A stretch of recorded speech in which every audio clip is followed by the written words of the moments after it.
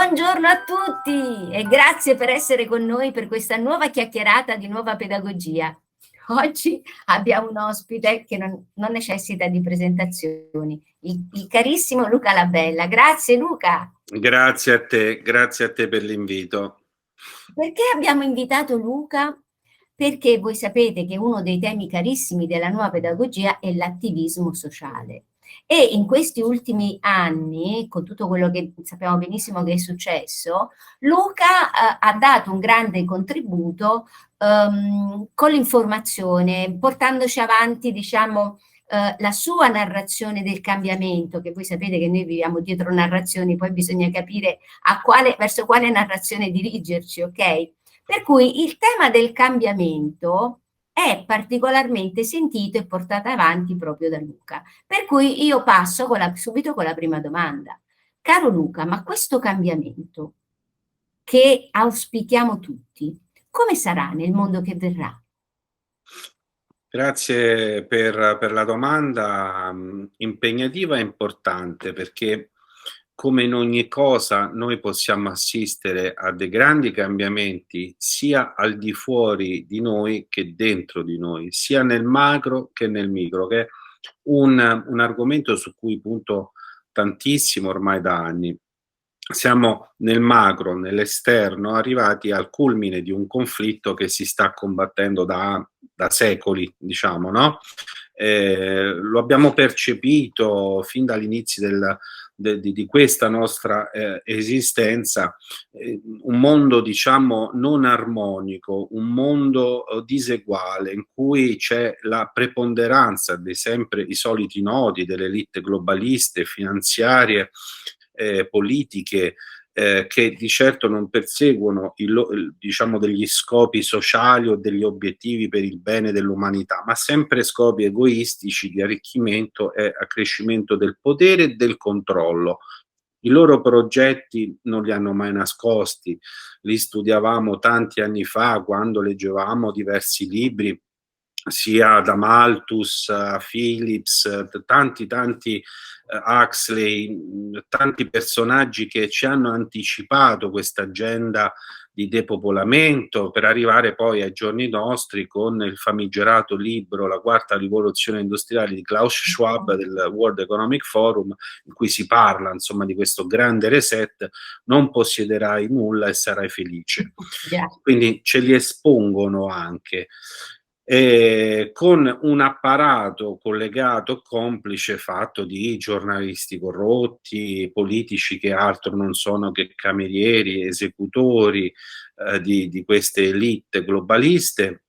E quindi quello che non abbiamo visto o che è stato più difficile da percepire è che di controparte, quindi c'era un altro schieramento, una sorta di alleanza di persone, diciamo così, che invece volevano contrastare questi progetti, questi piani, e così è stato, quindi in modo meno visibile. Il problema è solo là, il discernimento, e torniamo al cambiamento interiore per avere una visione più profonda dei fatti.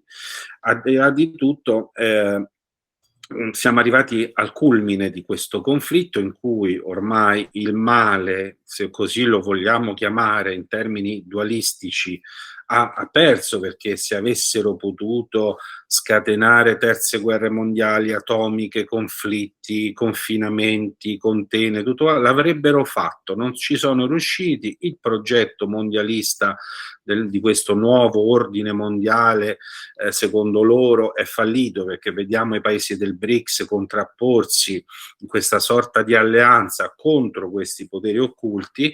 Ormai prevale ogni giorno sempre di più. Quindi si sta andando verso una direzione positiva di enorme cambiamento e trasformazione a livello economico, sociale e sotto tanti punti di vista. È ovvio che determinate istituzioni corrotte devono crollare, insomma, come l'Europa come istituzione, la NATO e tutti questi apparati, diciamo queste logge economiche di potere, dove si formano i leader del domani e così via, che sempre di più rimangono esposti. Quindi ci stiamo muovendo verso una nuova era, un nuovo mondo che andrà costruito, per carità di Dio, diciamo, su quello che rimarrà di questo conflitto, che è anche un conflitto ideologico, un conflitto di informazioni, perché abbiamo i media che remano addirittura contro, diciamo, no? Il libero arbitrio, il libero pensiero, attraverso la censura e via discorrendo. Quindi andrà tutto ricostruito ad un livello molto più alto, quindi sarà un'avventura bellissima da vivere. Adesso dobbiamo tenere duro in questo momento proprio di estrema, diciamo, lotta finale e quindi una sorta di Armageddon finale in cui diciamo, chi è contro la vita ormai ha perso, e vediamo sempre di più uscire fuori quella parte che invece è a favore della vita, a favore di una società unita, ma non a chiacchiere, con le parole, con le azioni e con i fatti concreti, e un risveglio globale che nasce da questi ultimi anni così difficili per molte persone che magari non avevano le chiavi di lettura, che hanno creduto ai telegiornali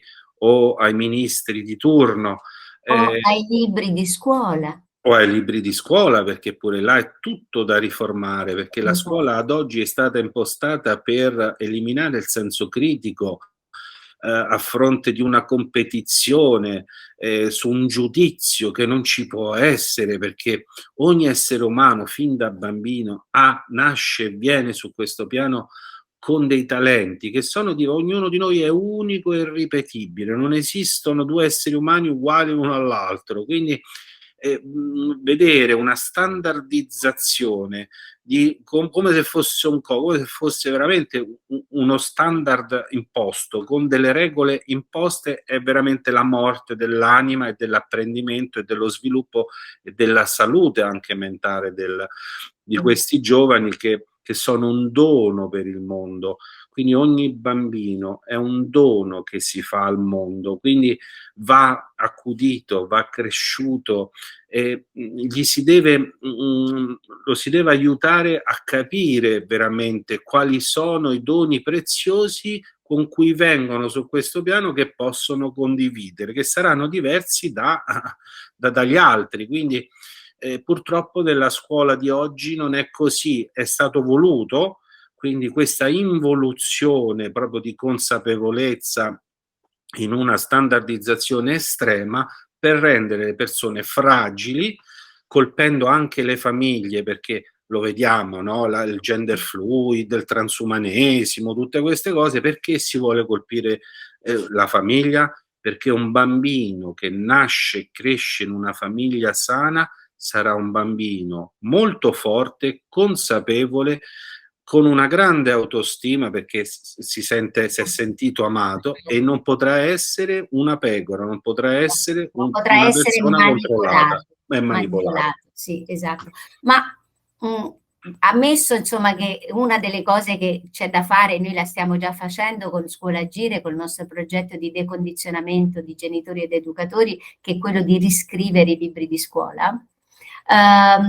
Ci puoi dire nel concreto che cosa stai facendo adesso per implementare, diciamo, questa tua visione del mondo che verrà, che secondo me è dopodomani, insomma, è vicino. Sì, sì. Beh, è un percorso, il culmine di un percorso che ho fatto fin da piccolo. Negli ultimi anni abbiamo portato un punto di vista diverso da quello imposto da questo regime, che non ammette ragionamenti, è un po' fideistico, una sorta di culto fideistico, sanitario, bellico, estremizzato, Sì, insomma. 1984 Però ce l'ha un esatto. po', George Orwell ci ha il insegnato tanto. pensiero unico del Esatto. è Quindi quello. tanta informazione alternativa, libera e indipendente, ovviamente sempre sotto attacco da parte del big tech, dai social che continuano ad attaccarci. Tu immagina che sia il sito di Mentana ha scritto 18 articoli contro di noi per quello che scriviamo, ma l'Huffington Post, tanti altri, insomma, tanti altri, e quindi è stato difficile, ma abbiamo resistito. Sono tutte Eh, medaglie sul petto, mio caro. ma guarda, io ti dico, è una, proprio come se fosse una mission, un desiderio, quella di dire no, ragioniamo con la nostra testa, quindi è un sano egoismo, perché nessuno si può lamentare a questo mondo se non fa poi nulla per cambiare in meglio questo mondo. Quindi partendo da questo motto uno dice no, aspetta, io voglio dare il mio piccolo contributo perché tutto ciò possa cambiare rapidamente, perché tante persone possano usare la loro testa, fare i loro ragionamenti in questo grande risveglio in cui ci ritroviamo. Quindi È bello, è bellissimo Luca, perché alla fine, vedi, noi non ci conoscevamo. Abbiamo l'amica in comune Donatella e anche io ti seguo da sempre, si può dire, ma tutti e due nei nostri rispettivi campi, l'informazione e l'educazione, facciamo le stesse cose, cioè cerchiamo di decondizionare, togliere quei microchip mentali che vengono inseriti alla nascita, dalla nascita, che sono appunto l'educazione della famiglia, la scuola, i media, eccetera, per cominciare ad avere un proprio pensiero, perché è quello che secondo me va fatto adesso, in questa fase, o mi sbaglio? è la cosa più importante. Se fossimo trovati in un mondo totalmente deprogrammato e non condizionabile, questo conflitto sarebbe durato 2 giorni, mentre invece c'è una sorta di flusso di informazioni, di fatti, di eventi che devono accadere non tutti insieme per non destabilizzare. La verità stessa non può essere raccontata e deve essere mostrata per svegliare il Certo, maggior numero di assolutamente, persone possibili. assolutamente. Ma allora viene spontanea la terza domanda, che è una curiosità. Ma quando è Luca che un bel giorno ti sei svegliato e hai detto, ma qui le cose non stanno andando proprio nel verso giusto? Raccontaci un po' di te, anche da bambino, insomma, sei stato un bambino, che ne so, particolare, raccontaci. Ero ribelle, fin da adolescente avevo tutta questa energia e non accettavo alcuni dogmi che comunque venivano imposti in una scuola, per carità, bellissima, prestigiosa, però vecchio stile. E quindi diciamo troppo spesso mi trovavo con dei conflitti interiori tra quello che percepivo e quello che mi veniva proposto e imposto. Dissonanza cognitiva.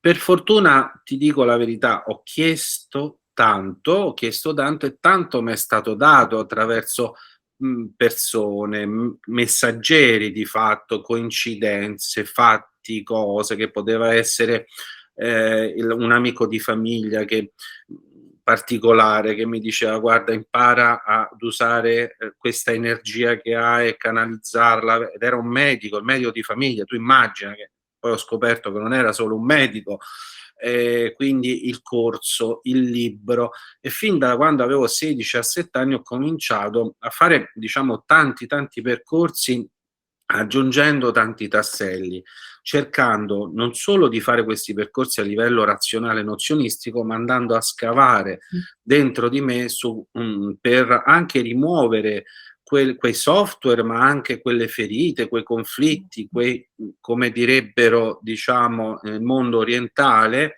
che ho avuto la fortuna di conoscere in modo profondo, quei karma, diciamo così, quel karma, quelle situazioni, quei blocchi che ci rallentano in questo percorso. È un percorso che non ho mai smesso di fare, tant'è che ancora oggi, ogni giorno, cerco, no, la pillola, il libro, l'esperienza. Sono appena arrivato da 2 giorni di un Sì. percorso bellissimo che mi ha dato veramente tantissimo, perché è arrivato nel momento giusto per comprendere ancora di più, adesso che avevo fatto spazio, quindi ero pronto anche, quindi è un percorso quello della vita che è Non finisce magico, mai, non non finisce finisce mai. mai. Se stiamo su questo piano è perché ancora tante cose che dobbiamo imparare, se no non staremmo più qui, avremmo concluso Esatto. questa scuola incredibile che è la vita, Sì, perché quello è sì. il senso della vita, Eh non è sì, quello di accumulare, sopraffare, separare tutto quanto, perché il giorno in cui non ci verremo a mancare, tutti i milioni che potremmo accumulare non ci permetterebbero di comprare neanche un minuto in più della nostra esistenza. Che cosa ci portiamo dietro? Tutto l'amore che abbiamo dato, che abbiamo condiviso, tutte le cose belle e quei traguardi che abbiamo raggiunto dentro di noi, e soprattutto le cose belle che abbiamo condiviso con il prossimo e il nostro esatto, contributo nel migliorare questo mondo. Questi sono sì. i doni che ci portiamo dietro. Sì, Quindi questi verranno messi questi sulle bilance del nostro giudizio di là, sì. certamente nient'altro. Va bene, e senti Luca, io non so che dire, sono ancora deliziata dal fatto che hai accettato il nostro invito di parlare per il nostro canale.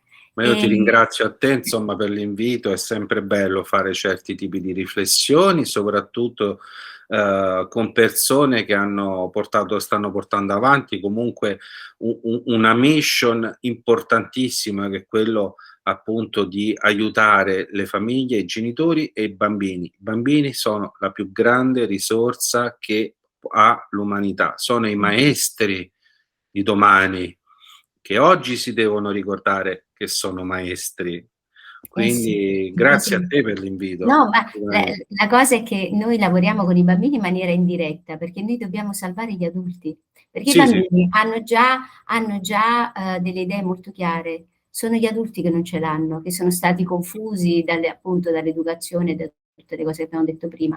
E quindi per salvare i bambini, a noi basta salvare un insegnante, abbiamo salvato 200 bambini. Capito è cosa così. è stato il nostro ragionamento? Decondizionare è la mission di questo momento, assolutamente, per far sì che poi, quando crollerà tutto, noi saremo pronti per ricostruire. Bellissimo, bellissimo percorso, e quindi ti ringrazio io veramente per quello che fate, perché è la cosa più nobile che si possa fare, dare un contributo diretto o indiretto allo sviluppo, insomma, della vera umanità, che parte appunto Sì, dalla famiglia e dai sì. bambini, la cosa più importante. Grazie Luca, Grazie a te. grazie anche a voi che ci seguite e vi rimando alla prossima chiacchierata e vi auguro una buona giornata. Arrivederci.